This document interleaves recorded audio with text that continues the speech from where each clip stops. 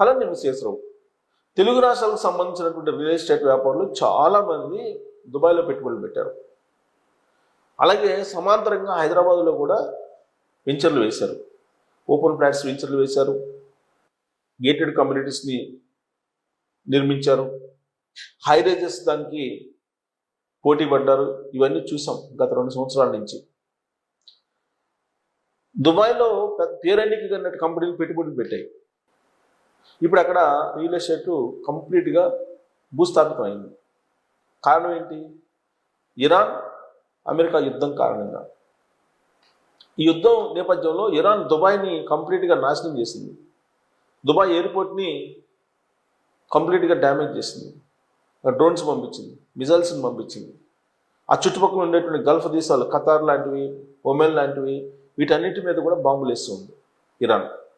ఎందుకు? వాటి చుట్టూ అమెరికా స్థావరాలు ఉన్నాయి కాబట్టి అమెరికా స్థావరాలను టార్గెట్గా చేసుకొని మిజైల్స్ని విసురుతుంది.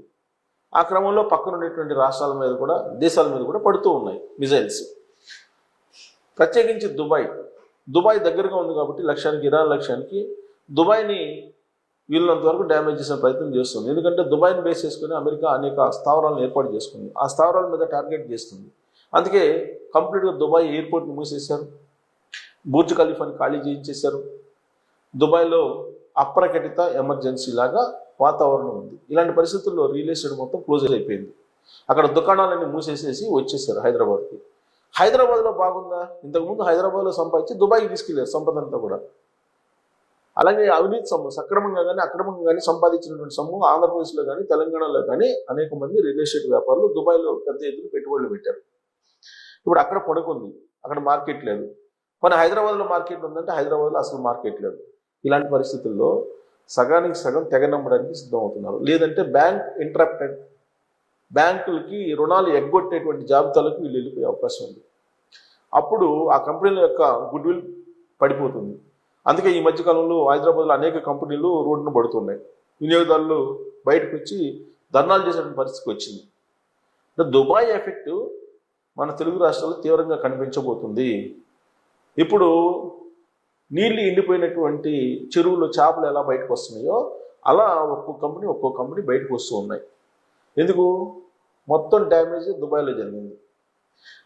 మొత్తం వాళ్ళ పెట్టుబడులు మొత్తం అక్కడ పెట్టారు. అక్కడ వస్తే ఇక్కడ రొటేట్ కావడానికి, బ్యాంకుకి రుణం తీసుకొని దాన్ని రొటేట్ చేసుకోవడానికి ప్రయత్నం చేస్తూ ఉంటారు. కానీ అక్కడ డ్యామేజ్ అయింది.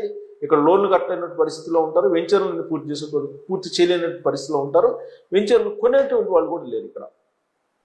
అందుకే సగానికి సగం ఫ్లాట్ రేట్లు లేదంటే ఫ్లాట్ రేట్లు సగానికి సగం తెగ నమ్మడానికి అనేక మంది సిద్ధంగా ఉన్నారు. కానీ నిలబడి కొనేటువంటి వాళ్ళు లేరు అనేది మార్కెట్లో చెప్తున్నారు. దీనికి తగ్గట్టు రెరా ఈ మధ్యకాలంలో బయటకు వచ్చినటువంటి కొంతమంది బిల్డర్ల వ్యవహారం మీద సీరియస్ అవుతుంది. పెద్ద ఎత్తున ఫైన్ కూడా వేస్తుంది. ఇంకా చాలా కంపెనీలు రూల్స్కి విరుద్ధంగా నడుస్తూ ఉన్నాయి. వీటన్నిటి మీద కనుక రెరా కఠినమైనటువంటి చర్యలు తీసుకుంటే సగానికి సగం ధర తగ్గించినప్పటికీ నిలబడి కొనేటువంటి వాళ్ళు దొరకడం అనేది కష్టం. అలాంటి పరిస్థితి రియల్ ఎస్టేట్లో నెలకొంది. కేవలం దుబాయ్ ఎఫెక్ట్ తెలుగు రాష్ట్రాల పడింది.